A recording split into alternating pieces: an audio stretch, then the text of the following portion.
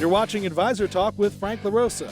It's the only podcast offering unfiltered guidance and direct advice for anyone in the financial services and wealth management industry. Learn more today at eliteconsultingpartners.com/podcast. And now, here's your host, Frank LaRosa. Hey everybody, welcome to Advisor Talk with Frank LaRosa. I am your host, Frank LaRosa, and always joined today by the president of Elite Consulting Partners, my right-hand man, Dale Dempsey. What's up, Dale? Hey, how's it going? Great day. Thanks for having me on. It's a great day today. It's sunny out. It's nice. It's a little chilly out. Phillies got their butts kicked last night, but that's a whole nother story. We'll see. But anyway, everybody, welcome to the show. For those of you that are listening, you should check us out on our YouTube channel at Advisor Talk with Frank LaRosa. If this is your first time listening, welcome to the show. We hope it's informative. We hope that you get something out of this and then share it with your friends, of course.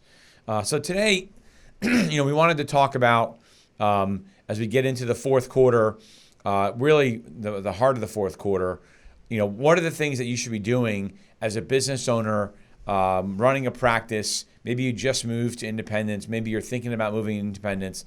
But what are the things that you should be thinking about today as we head into the end of the year? Because there's a lot to do. And so it really comes down to starting to think about next year and not just about the first quarter, right? This year, you have clients you're probably working on closing. Maybe some of them have closed. But you should always be thinking 6 months out, 9 months out. And one of the things that we've been going through is reviewing our KPIs, which is known as a KPI, Key Performance Indicators. And we use that to help us, in a way, sort of see into the future, right? If you track your KPIs the right way, those are leading indicators of what's going to happen to your business in the future. And so, Dale, what we've been going through recently is really making sure that with the activity levels that we have, we're doing the right things, right? So it's not just about making calls to people, but it's also the types of calls you're making, the conversations you're having. And if you're a financial advisor, it's what are the activities that you're doing that will lead to new business, right? So if you're still in that day and age where you're cold calling, maybe you're calling companies for a rollover business, or if you're a referral-based program, are you making calls? Or are you having conversations, contacts? Those are the types of things that you would be considered KPIs. Number of contacts, right, is a good one. How many contacts? You have to sort of look backwards with your company to figure out what is your history like. So how many times are you asking for a referral before you actually get one? And then you can build that into your KPI reports. What does your service level look like? How many touches do you have for every client? Right, every new client, every existing client. So a new client comes on board, how many touches do you have with them? Those are the kinds of things that you should be thinking about as you look at your business from a top level down, right? You have to sort of take yourself out of your business. We've talked about this before, right?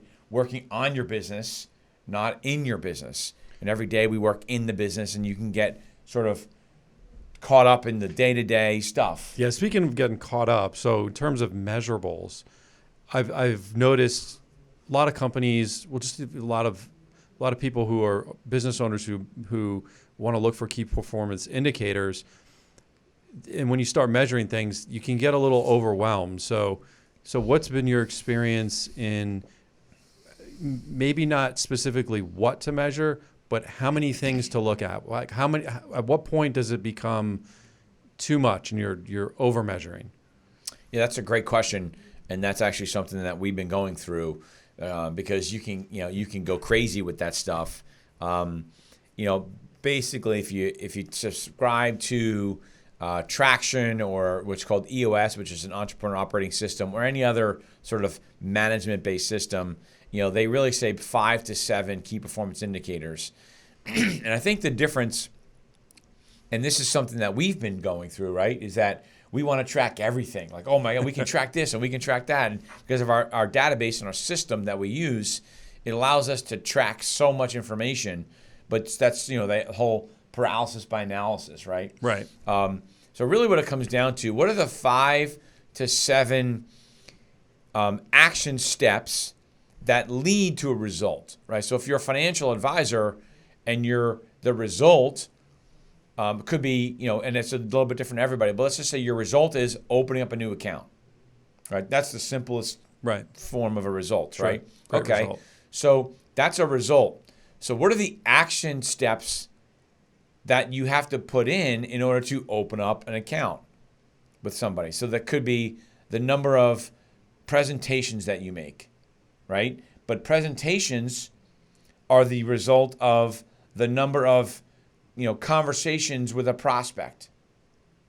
But the number of conversations with a prospect are the result of, how many cold calls you're making, or how many dinner meetings you're going to, or how many events you're putting on, or how many seminars you're doing, right? So, and if you're let's say it's seminars. Sure. So you're a seminar-driven person. So how many seminars have you driven? Well, then you can track back. How many people do you need to get at a seminar to perform a seminar? Because now you can actually make the argument that a seminar is a result. Yeah, right. But how many people do you need to get at a seminar? So that means that you need to send out mailers. You need to have some young kid making cold calls and inviting people to the seminar. So it's the dials, it's the activities, and it's different for every company, right? It's different for every advisory practice. What were you going to say? Actually, I was going to say, I saw something this morning about people who are action-oriented oftentimes will make easier decisions because they're not trying to overanalyze information, and they're compelled to do something. Right. But that's a separate topic. This is one of the periods of the year where if you're planning for this quarter, it's a little bit different than any other quarter, right? The end of the year quarter, because usually if you're on a team or you're running a team or a company, it's there's some holidays, there's some events that come through that can lead to a different sort of result, a measurable, and is there like what? Well, it's an activity, right? It's a touch. It's the other thing is you might be trying to get a result faster this time of the year than in July or than in March, because in March you're like, well, we have the whole year, we'll get to that person, we'll get to the trade, they'll open the account eventually, and eventually we'll be able to open up a new advisory account or whatever. But now it's October, right? And you're trying to hit numbers, and if you're at a wirehouse firm, what's happening. At some point they're gonna come in, they're gonna move the goalposts on you, right? So you had a great year last year, you think you're doing all awesome, and then they're gonna move the goalposts on you. So this is that time of the year where you're trying to get to the to the numbers in order to hit or keep your payout. So actually that's a really interesting point.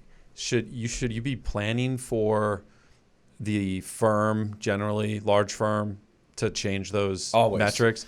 Okay, so if you're not planning if you're at a wirehouse firm and you think, they're not going to do anything this year, you must be brand new in the industry, because that's just, they to a degree can't help themselves by making changes. But a lot of these companies are publicly traded, so they have to bring results to shareholders.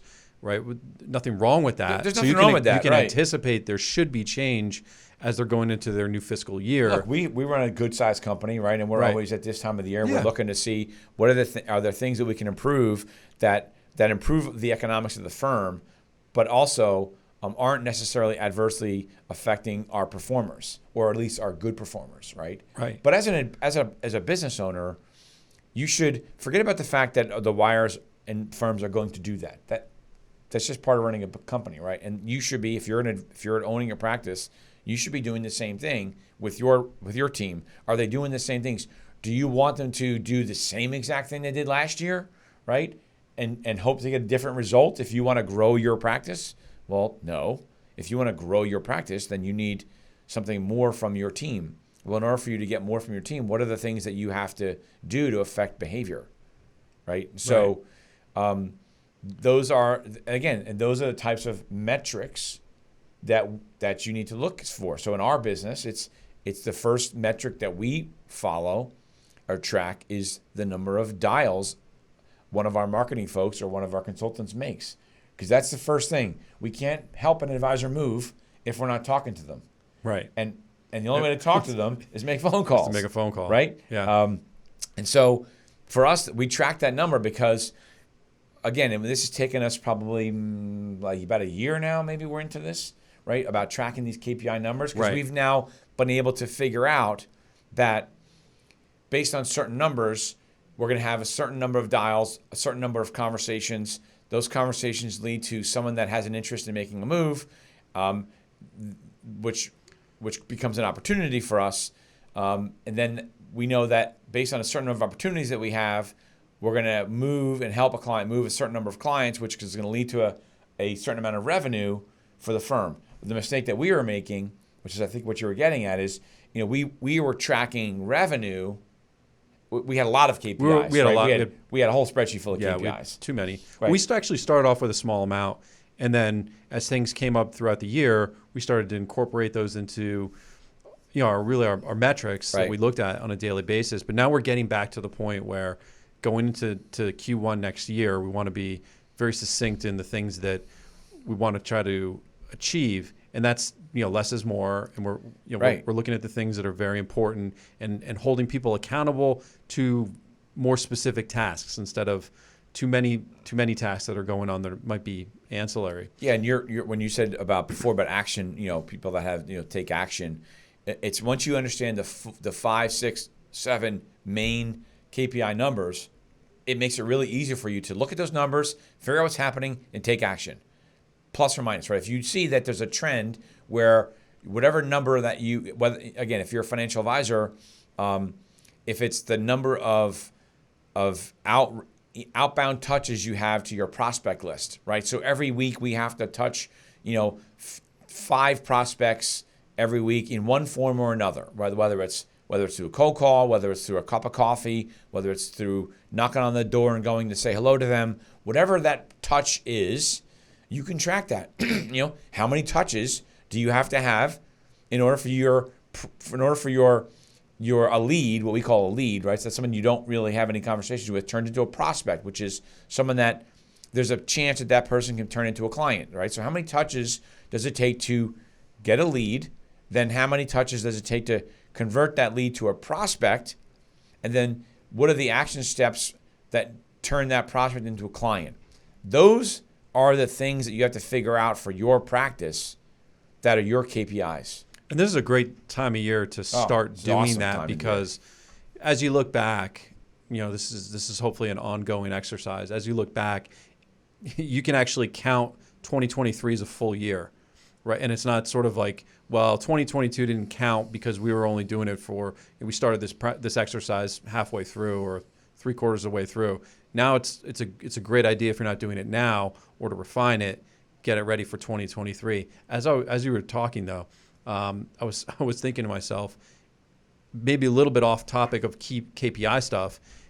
Is this probably a fantastic time and you have just about enough time, we're middle of October now, to set up a face-to-face client appreciation event?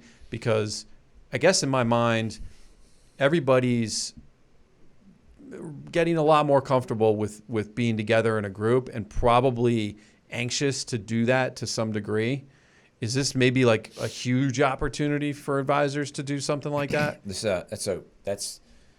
That's unbelievable. You have just enough time? Do you have enough time? I think that this is a great time to do it. And I agree with you that again, you can build this into KPIs because these are touches, right? These are touches with your prospects and or clients that ultimately can lead to a result of new business, which is what we're all trying to do here. This is a great time. I think clients are clamoring for that connectivity again. We actually have an article coming out on Barron's talking about the office environment, right, and why that's really important. But with clients, it's great that clients are willing to do Zoom calls and all that other stuff. But this is a tremendous time of the year to start to do client appreciation events again in person.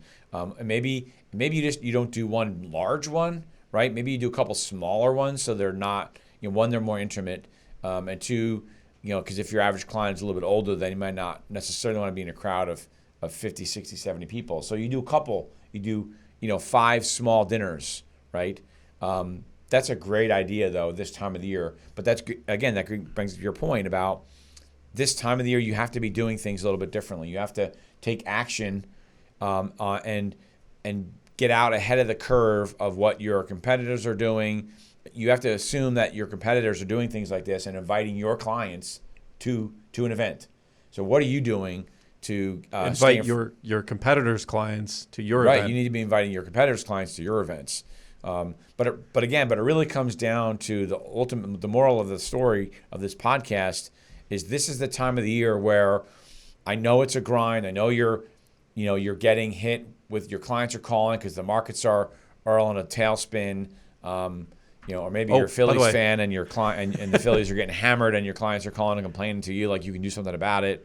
But I saw. Let me jump in here. I saw something this morning that gave me a little inspiration. So apparently, the time period about a year after midterm elections, 18 out of the last 18 times, there's been a 16% upswing in the S&P. Yeah. Hopefully that's true.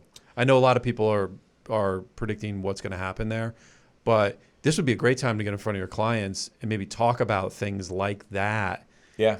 Listen, in small groups. Communication is massive with clients, right?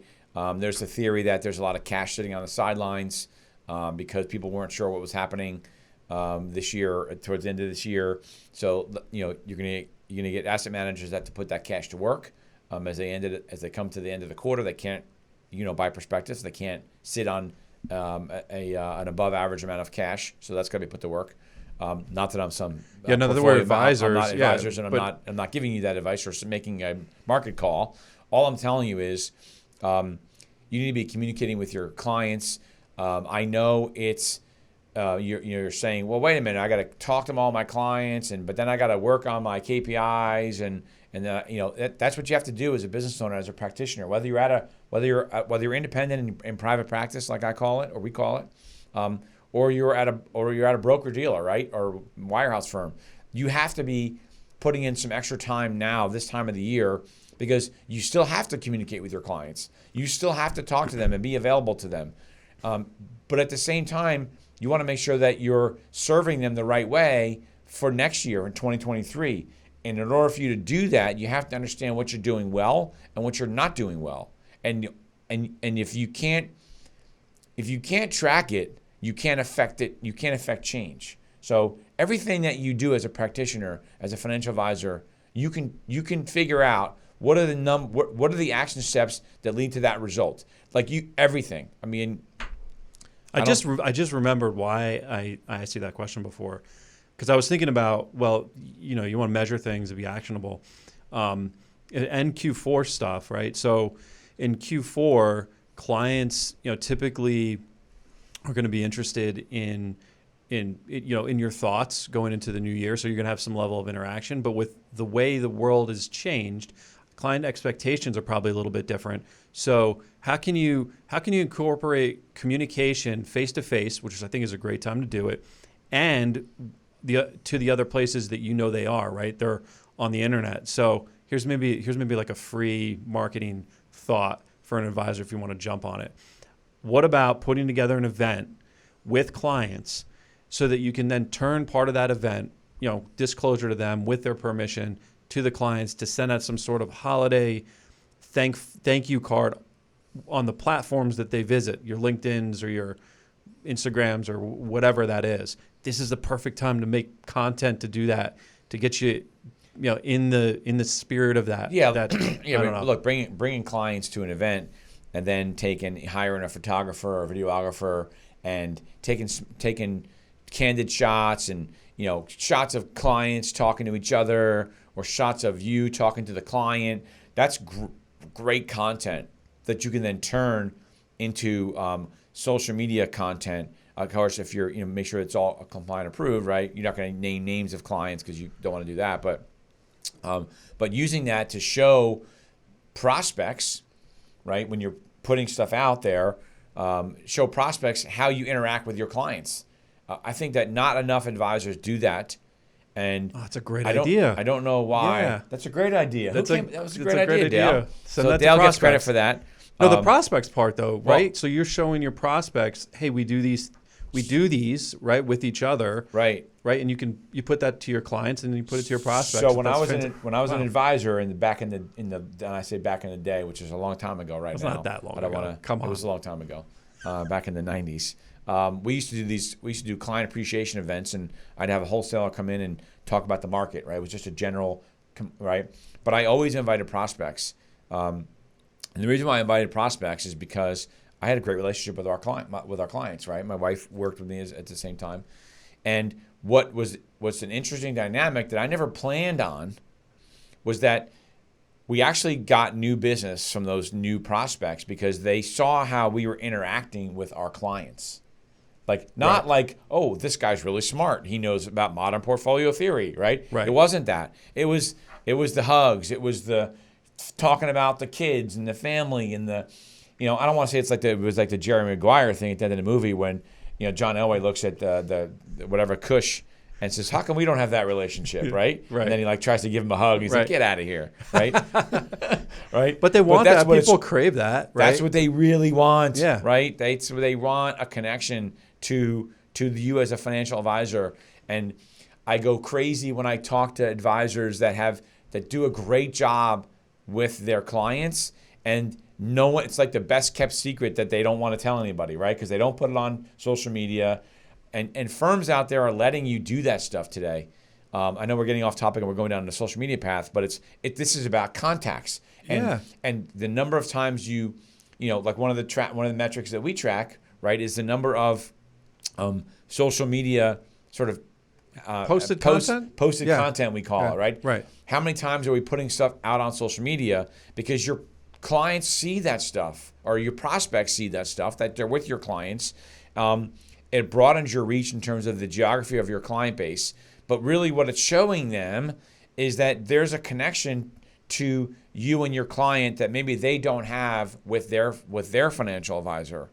And that's a real thing that you all should be paying attention to. And can you track the emotional connection with a client and the KPI? I don't know, maybe not. But you can track how many times you connect with your clients, right? How many times you're touching them with, whether it's a thank you card, a birthday card, an anniversary card, their kid goes to college, right? Buy them something from that college and send them a note card. Hey, congratulations. We're really proud of you, and their 529 plan has done really well, so it must be really exciting for you. Like you can, that's a touch, right? That's a touch that you give your clients. So you got me all jazzed up about that stuff. Yeah, that's a Q4 thing, though. That's definitely a Q4 thing. You can't do that. Like Q1, that's harder to pull off. When you think about the holiday events, those opportunities, they don't really exist until right now. Right. This is the time to plan for that stuff. Right. So anyway, listen, there's so much we can go down a rabbit hole on this stuff. But bottom line, like what Dale's saying, is there's certain things that you can do throughout the course of the year, right? But there's certain things that you need to do this time of the year. And even during the course of the year, you should take a quarterly, step away from your practice, like we do every quarter. We step out of our business and we go off-site with our management team, and we go over all this stuff. And we take a hard look at everything to figure out what's working, what's not working. And if you're a financial advisor, you should be doing that right now. And I understand, again, that you're talking to your clients and they're calling you more and more and more. But you know what? This is really important. Your practice and the health of your practice is important to your clients. It's important to your family, and it's important to your staff. So you owe it to them to put some extra time in this time of the year, right? And get those things done. I sort of laugh and I chuckle when someone says, "Oh, it's the holidays. Things slow down at the end of the year." And I'm like, I don't know what kind of business you run, but most business owners that I know are busier this time of the year because they now have effectively two jobs, right? One is serving their clients, and the other one is a secondary where they're working on the business at the same time, more so than any time of the year. So, you owe it to yourselves. Get with your team, figure out what your numbers are. Just think. And it took us. Look, we're still going through our KPIs, right? But it took us a few weeks, a few months to really figure out what KPIs we were comfortable with. And then we started adding, which, we maybe got a little bit carried away in terms of, we can add this, we can track that, right? But the key differentiator with what we're now dialing back on is an action versus a result. That's the biggest thing. Track your actions, don't track the results. Know what the results are that you want, and then you work backwards to figure out what are the actions that are going to get you that result. Great advice. If I had a mic, I would drop it, but I don't have a mic. I have a mic, but it's tied up to saying I can't drop it. So, anyway, everybody, thanks for listening in. We really appreciate it. We don't advertise, we don't do anything like that on this show. So, if you have anybody that you think this could be useful for, please share it with them. Doesn't matter who it is, even if it's someone that's not in financial services. And you think this is important to them because you have a client that's a business owner, right? That maybe you can give this advice to them. That's important. Don't forget to like and subscribe. Go to iTunes or wherever you're watching it and smash that like button. I'm never going to forget that. As Dale says, and ring the bell. Ring the bell, right? Give us a 5-star rating. The comments are great. If you want to email us at dale@eliteconsultingpartners.com with some questions, some ideas, some topics that you want to hear about. These topics that we come up with are pretty much on the fly based on the things that we're talking to advisors about right now. And so we really appreciate it. We hope you enjoyed the show, and I'll see you next time. Thanks for watching Advisor Talk with Frank LaRosa. If you enjoyed this video, make sure to check out some of our other episodes. Don't forget to like, share, and subscribe to our channel, and we will see you back here next week.